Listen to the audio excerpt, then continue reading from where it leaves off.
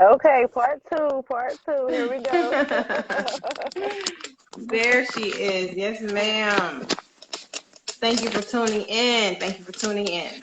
No Get my problem. camera together. We gotta be professional here. Thank you. Thank you. Okay.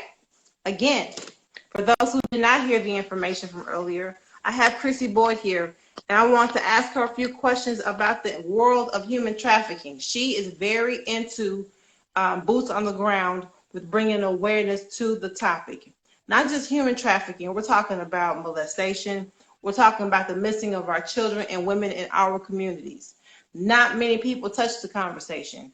Many people don't even know it exists in their own communities, their next door neighbors, their church or mosque members. It's happening a lot, you all. So she's going to bring some information to us that's going to help us to be aware and things to look out for, plus her personal own journey in many things. Chrissy, are you there?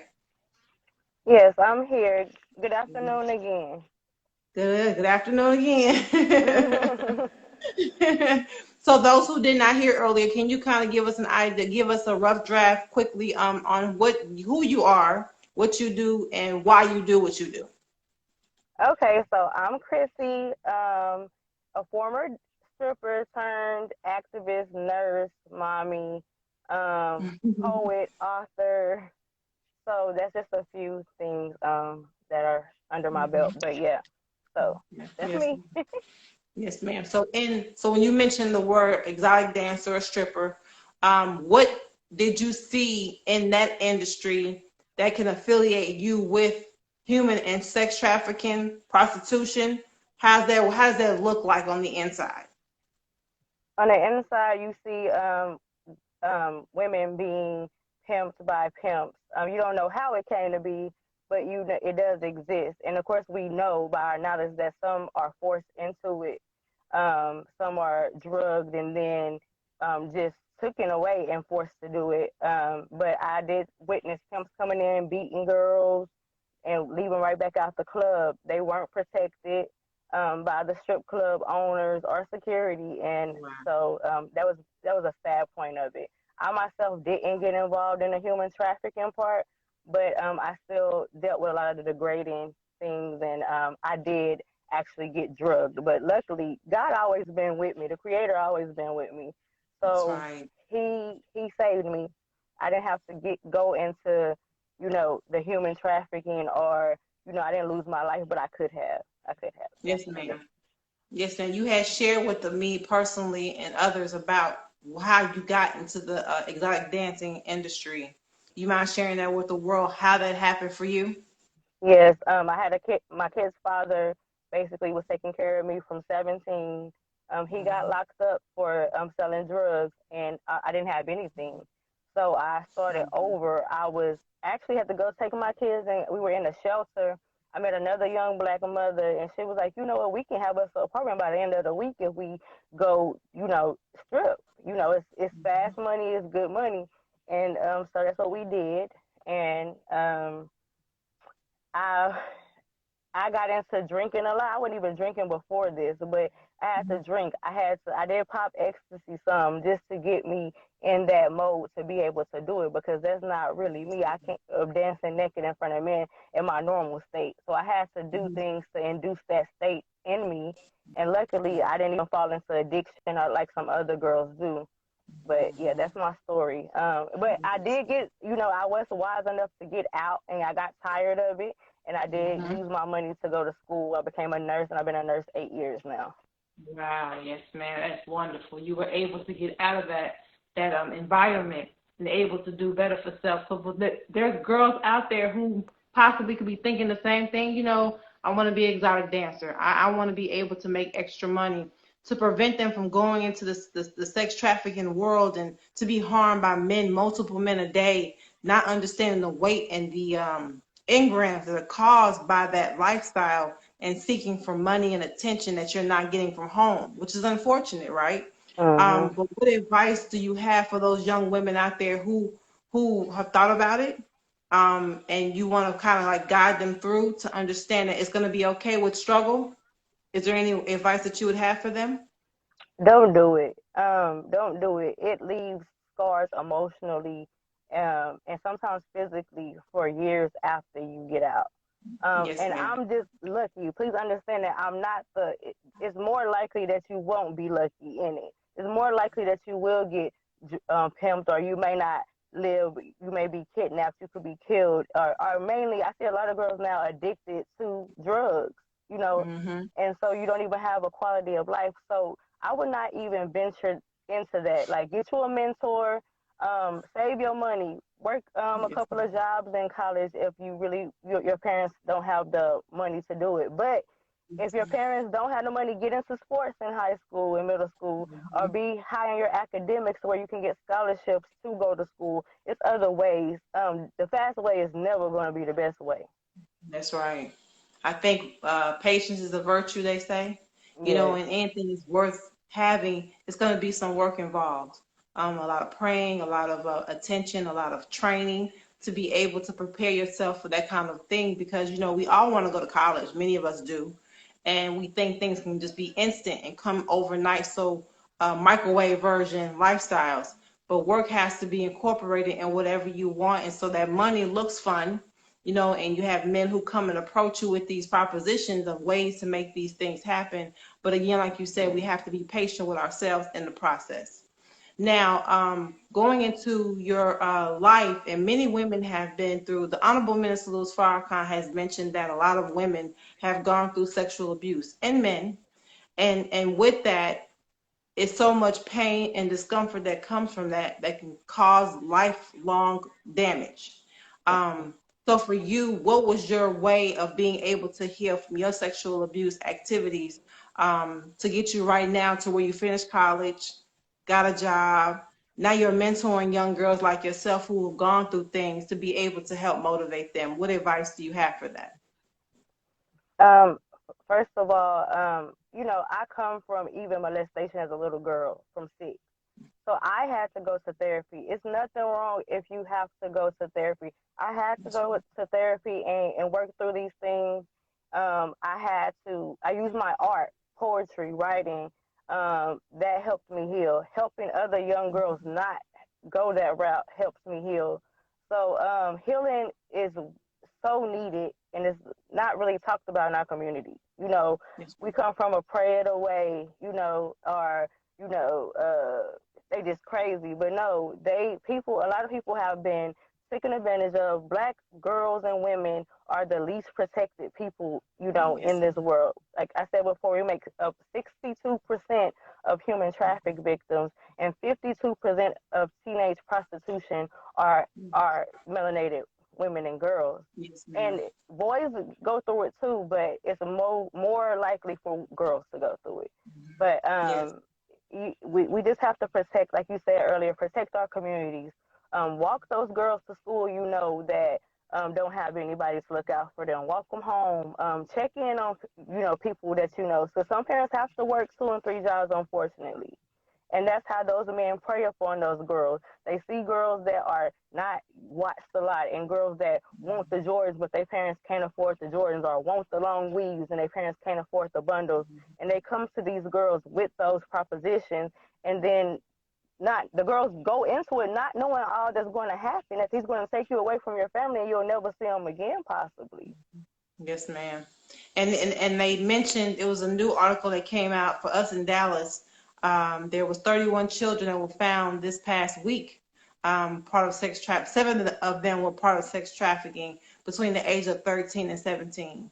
And I'm sure their parents were looking for them. And many of these children are considered to be runaways for Mm-hmm. whatever reason. Now, I know it can be two sides with that because you have police officers who don't want to do the research, right? Mm-hmm. Then you have girls who actually ran away, you know, for whatever reason, be it at home, they're not happy. You mentioned about not getting the Jordans, not able to get the hair, can't get the new iPhone.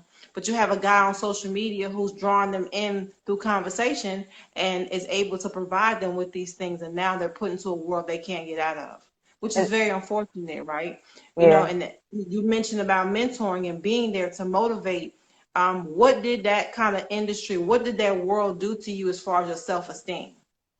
Well, of course, my self-esteem was low because of the, being violated, being raped a certain man felt like because I was a stripper, he had the right to do whatever he wanted to do.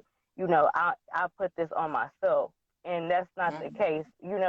Sure, we shouldn't be, have picking these careers. We shouldn't be walking around in certain types of clothing because it does put us more of a target, but it still doesn't give a man a right to make a decision for us.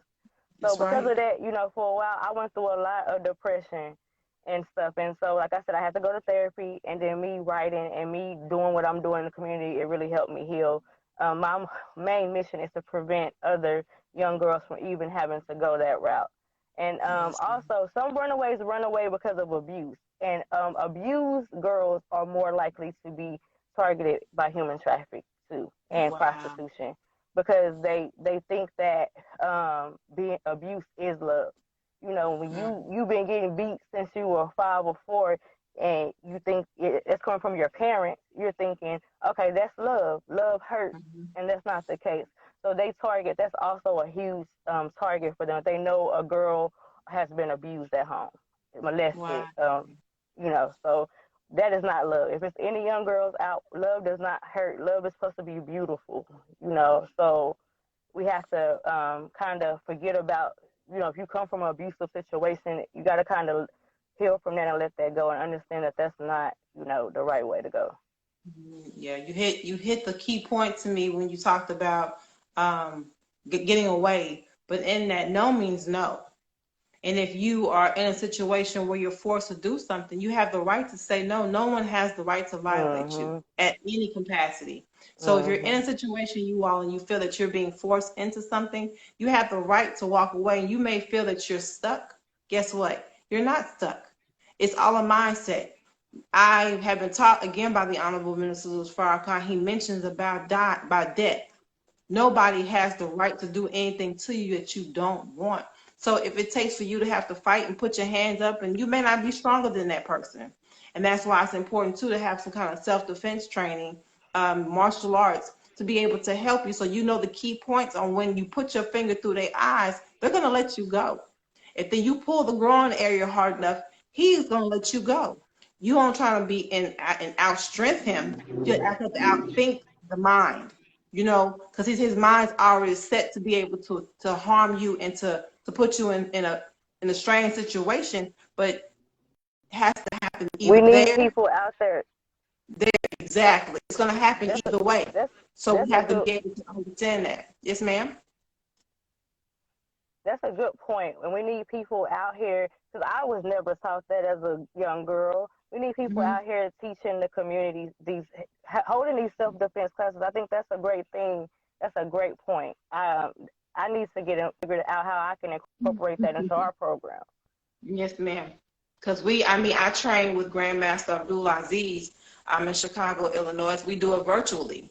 And he takes it upon himself to make sure the women in particular are aware and protected, because it's going to happen. It's not if it's going to happen, it's when it happens. How are you going to be able to handle that? You have no time to freak out and scream or panic or, oh my gosh, or just be submissive.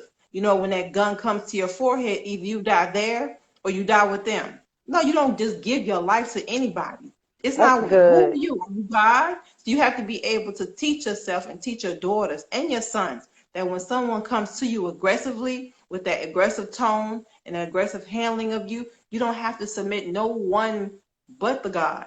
And so training is very important, not just the physical part, but the mindset That's that good. nobody has the right to do that to you. And Yes, ma'am. and also drugging is a huge part of both sexual assault and human trafficking. So if you out having drinks with your girls, make sure it's covered. In the best case scenario, don't drink at all. But if you out, make sure your drink is covered. Make sure your friends are monitoring your drinks. Make sure you're not taking anything from that somebody's offering you, because that's a huge way that they get us by drugging us. You Yes, ma'am. know. Yes, ma'am. Or even the case be it, don't drink. Drink at home if it just Hmm. because you, and then even with your friends, you can't. Your friends are your friends. Hopefully you're around someone who you can trust. But nowadays, even your friends are recruiting for them to get That's a money. huge You point. know, you know what I'm saying? So you have to be cautious. It's just best just to be at home and drink some bottled water and some crackers at this point, because it's getting to the point to where Right. we don't want to put ourselves in harm's way anymore.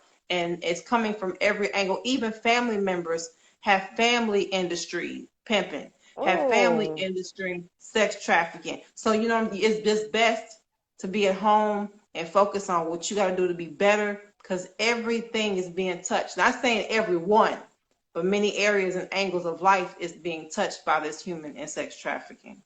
So we have to And be you said a careful. good point too, and that's very important to know that women and girls are also recruit. They can act like they're your friends or act like they are, just trying to get to know you, but they have already made a deal with that pimp or Mhm. organ harvester or whoever to get you.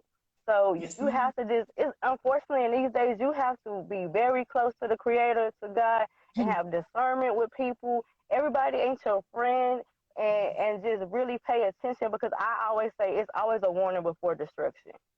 It's Yes, you ma'am. felt a way, you saw her look at you a certain way, you forgot something at home, and instead of going to get it, you went anyway. Like, we have to pay attention to the signs that God and the Creator, our ancestors, give us to know, to Hmm. protect us.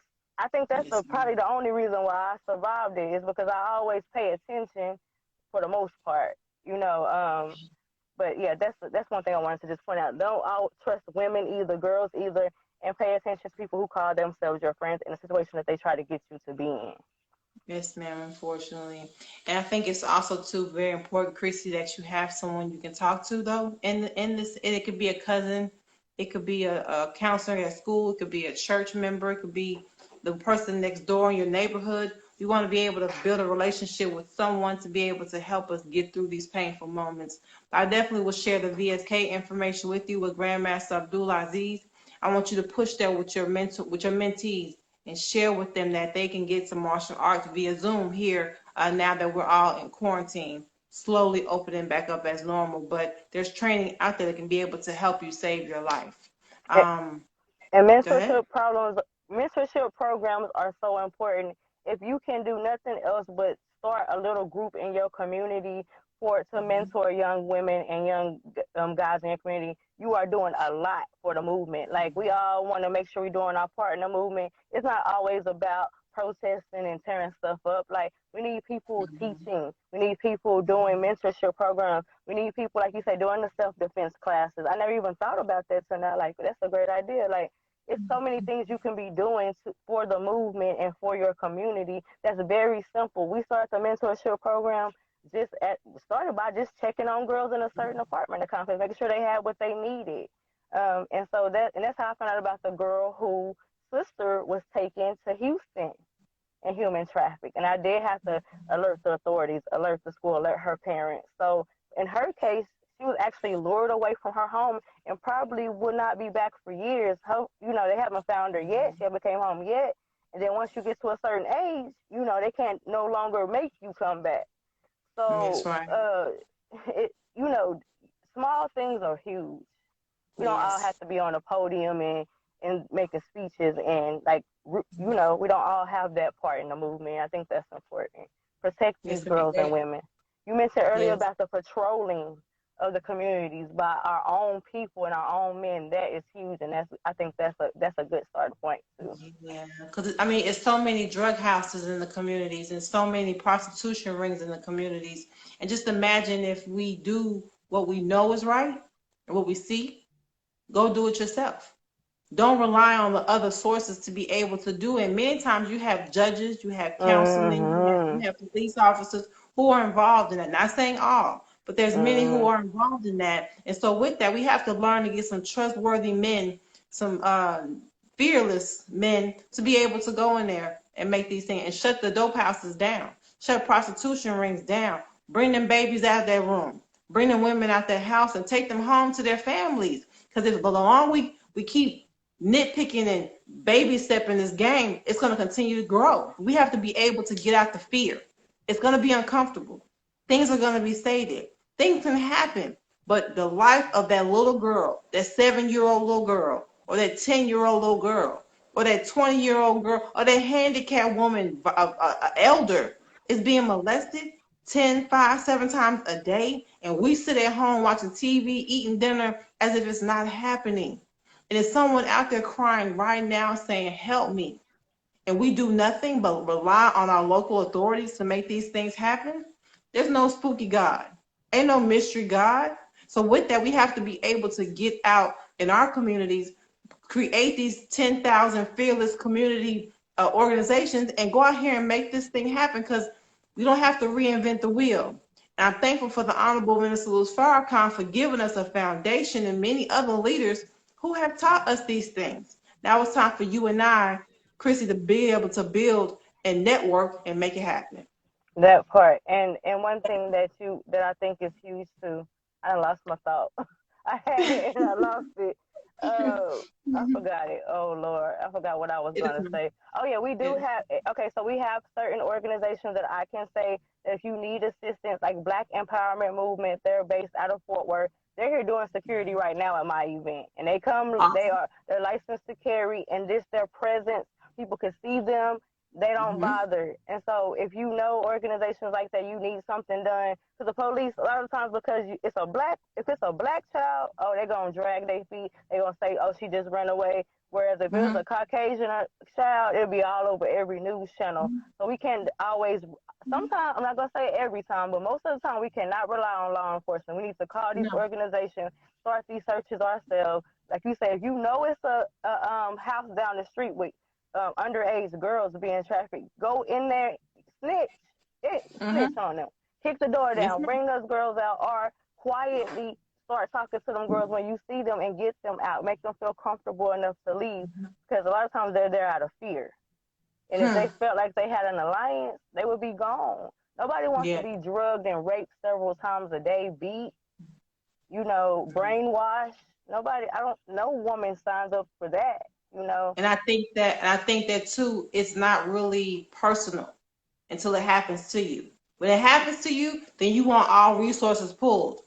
But Mm-hmm. if you see the signs in the grocery stores, you see an older man with a young little girl with makeup on and a short skirt and heels, we ignore that. Oh, she nasty, or she's fast, or Mm, whatever we say. fast. Oh, yes. It don't add up. So then when it happens to you, then you want the whole world to stop to be able to assist you. So we have to be that family again, that community for every black, brown, and red, even white, whatever. We have to make it happen.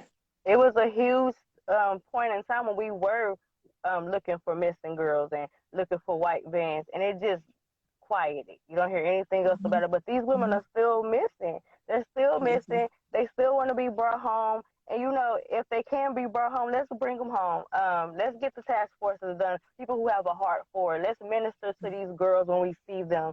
Let's get out on Harry Hines and start yes, stopping girls, giving them information that can save their lives, yes. potentially. And then, like you said about the organ harvesting, that's another huge thing that we never talk about. We never talk Mm-hmm. about how the boy was found wrapped up in the gym, all his organs gone, and nobody can explain it. But Mm-hmm. they And they they, they they figure we don't we why not? They don't care. They're black. mm-hmm. We can just tell them anything. We got to quit accepting anything. We are Mm-hmm. royalty. We are Nah. chosen by God, and we have to start walking in that. And again, until it happens to you, then it'll be an important priority. So Hmm. let's go ahead and be proactive and not reactive and get in our communities and make these things happen. Chrissy, as we end this beautiful interview, because again, you have the energy and you have so much information that the world needs to hear. Um, any closing remarks that you have for the world?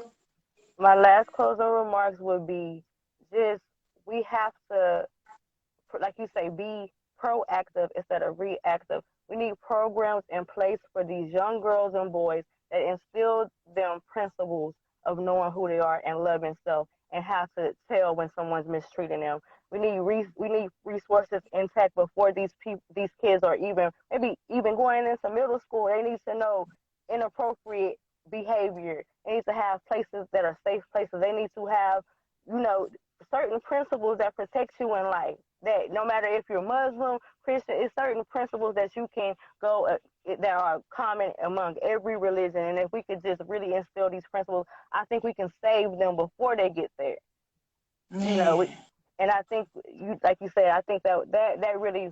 hit home with me. Let's start preparing them ahead of time. If I knew Yes. what I knew now coming into high school, I would be a millionaire by now, or I would have never even went that route. But I didn't know. I'm just now learning these things, from 33. I started my healing journey at 33. So between 33 and 35, I'm just now learning things that had I knew going into high school, it would have been prevented. So, Wow. Yes, I think ma'am. that's huge. And for the young girls who have thought about it being an exotic dancer, for the young girl who's into prostitution voluntarily or by force, or you have women who just don't have any guidance or need help and a mentor, what's your contact information for them? Okay, so I'm a part of Delicate Flower, and it's a mentorship program for girls from pre-K all the way up to even early college. And so Beautiful. you can reach me on here. You can always DM me at poetic_beauty47 on Facebook, Chrissy B. My email is Boyd, BOYD, Crystal, CRYSTAL 063 at gmail.com. You can always email me if you have any concerns about a girl. You need somebody to pull up, I'll pull up on them. That's like they say. So reach out to me. Reach out to us when we got them. Like I want to be that person for these girls. Like if they have nobody. Wow, that's beautiful. And I am too. And I But think that's definitely, and that's why God connected us. That's why He connected us. yes, As hard yes, as it ma'am. was for us to finally get this done. Yes, ma'am, but I am honored and I'm thankful for you and I'm proud of you. I want to say that again, that I'm proud of you being able to overcome the molestation situation, that lifestyle. You made it. You Thank made it. you, thank So you, now thank it's you. time for us to hit the ground running and get these babies educated, get our youth mentored and motivated, and also with the older women of age and elders to be able to help them guide through their pain. Because what happened to them at the age of 21, Oh, 25, it still hurts them. That still hurts. And we kind of like push it back into our mental and not really talk about it, but it still hurts. So let we me say have to one be more able thing. I to, just thought about that. yes, Let me say one more yes. thing. Okay, so also my nonprofit, them transformed, healed, empowered, and motivated. I'm geared at helping people heal through artistic expression, like through writing, through music, through meditation, through movie plays, whatever. I think that's also Wow. important for people that are healing. It might not always be for you to go to therapy and sit down on the couch, That's but right. writing my first poetry book and actually doing poetry about the things I've been through, it helped with my Mhm. healing process. So, Awesome. so yes, you can also reach out to me for different ideas of how to heal. So, yeah, just want to add I love it. I love it. I love it. I'm excited all over again, that. right? I'm excited. I'm excited. I'm excited. But I want to thank you for your time, Chrissy. I know you're busy, and I want you to go ahead and get back. She's working I in the will. community right now, you all. So we Yeah, gotta let her yeah. get back to her We out grind. here. We out here in Fort Worth at Wilbarger Park. We have Deborah Peoples who's running for mayor, and we have Chris Nettles who's running for District 8 out here meeting and greeting. I'm registering people to vote, and we got food. And I'm also the money is going to Juneteenth to celebrate Juneteenth here. Mhm. So come out if you want Fort Worth, Arlington. Come out and to Wilbarger Park. We still got plenty of food and music going. Awesome, So awesome. Yes, ma'am. So I will call you here shortly. Well, call okay, me when you get finished, okay? okay, And you all have a right. wonderful day. You too. Yes, ma'am. Okay. Thank you Bye for bye. tuning into NNV News. If you have any comments, share them at the comment section below. Follow us on social media at NNV News and subscribe to our YouTube channel, National Network View. This is Danielle X with NNVnews.com.